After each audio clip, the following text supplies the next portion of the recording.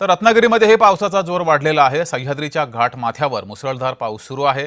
त्यामुळे खेडमधील जगबुडी नदीने इशारा पातळी ओलांडलेली आहे।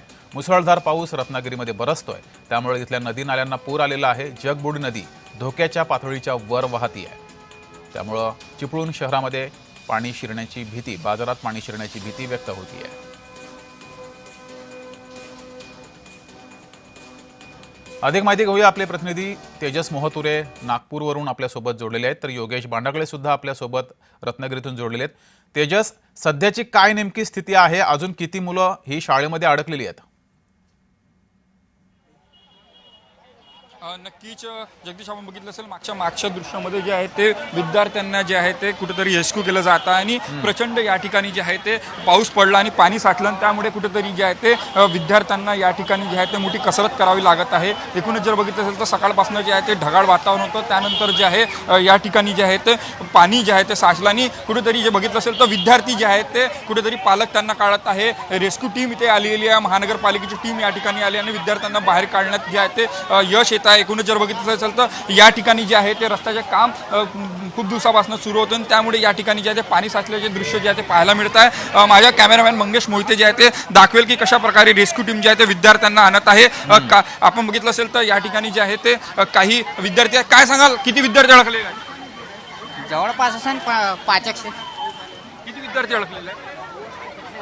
बोलण्याचा प्रयत्न सुद्धा जे आहे ते सुरू आहे। एकूणच जर बघितलं असेल तर या ठिकाणी प्रचंड पाऊस आहे, काही विद्यार्थी आहेत, पालक आहेत। काय सांगाल, कधीपासून किती विद्यार्थी अडकले आहेत? काय नाही, आमच्याकडचे एकच विद्यार्थी आहे, एकच आहे विद्यार्थी। बघू शकता की या ठिकाणी जे आहे ते मोठ्या प्रमाणात जे आहे ते विद्यार्थी अडकल्याची माहिती पुढे आहेत आणि हळूहळू विद्यार्थ्यांना जे आहेत बाहेर काढत आहेत। काही पालक सुद्धा आलेले आहेत, त्यांना सुद्धा विचारण्याचा प्रयत्न करू।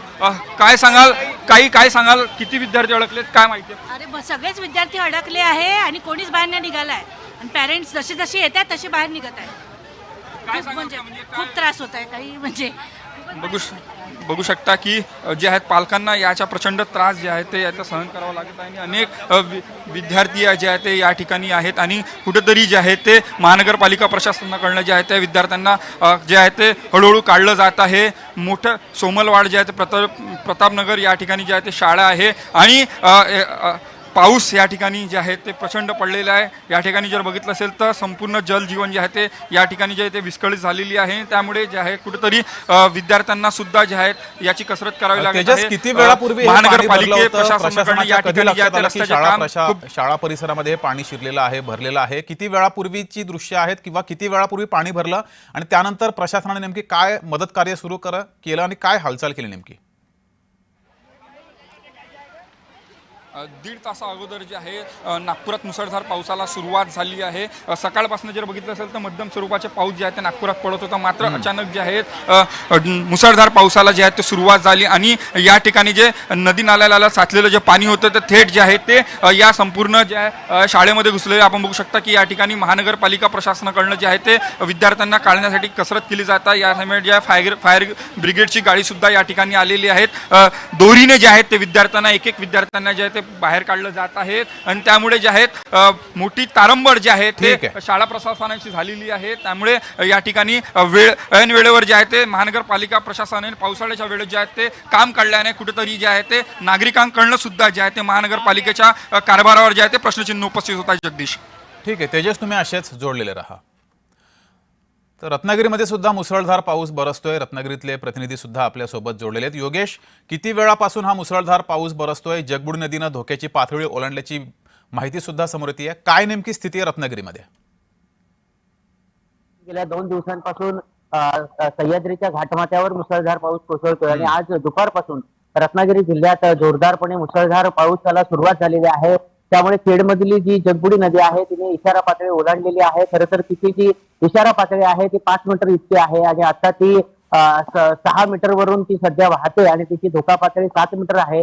परंतु तिने इशारा पातळी ओलांडल्यामुळे खेड शहरामध्ये काही भागात पाणी शिरायला सुरुवात झालेली आहे।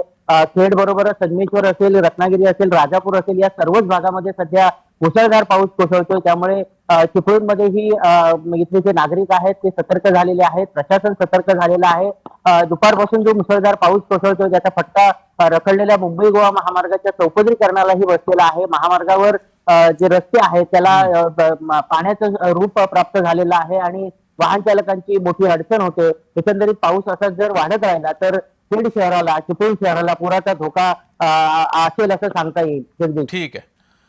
तर तेजस आणि योगेश दिलेल्या माहितीबद्दल धन्यवाद.